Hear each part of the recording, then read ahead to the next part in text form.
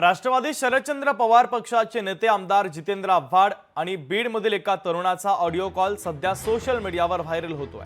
धनंजय मुंडे मला पाडण्यासाठी मतदारसंघात आले होते, मात्र मी कधीच टिंगलटवाळी करण्यासाठी कधी तुमच्या मतदारसंघात आले नाही असं जितेंद्र आव्हाडांनी या क्लिपमध्ये म्हटलेलं आहे। मात्र लोकशाही मराठी या ऑडिओ क्लिपची कोणत्याही प्रकारे पुष्टी करत नाहीये।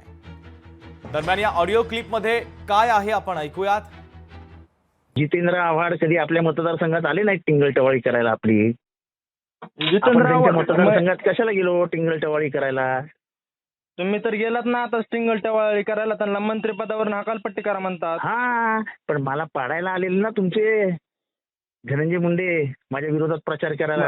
मग याचा काय संबंध आहे का? प्रूफ आहे का तुमच्याकडे? जर तुम्हाला असं वाईट वाटतंय की तुम्ही धनंजय मुंडे बद्दल का बोलता, तर त्यांना विचारा तुम्ही कशाला गेले जितेंद्र आव्हाडांविरुद्ध बोलायला? ते पण विंजरीत आहेत, ते कधीच येत नाही बीडमध्ये। हा, मग मी तेच सांगतो, तुम्ही वंजारीत, आम्ही वंजारीत, मुंडे मग साहेब ते पण वंजारीत वंजारीत ना, तुम्ही त्यांची म्हणता ते पण मुलं वंजारीत वंजारीत आहेत आहेत, ना। मग आपण आपल्या जातीच्या माणसाचा खाली मग पाय त्यांनी ओढायचा कशाला का? माझ्याकडे यायचं प्रचार करायला? ते म्हणले का किंवा तुमच्यावर असे आरोप आहेत, तुम्हाला आतमध्ये टाका किंवा मंत्रिपदावरून हकालपट्टी करा? नाही नाही नाही, ते म्हणायची गरज नाही ना, याला प्रचंड मतांनी हरवा।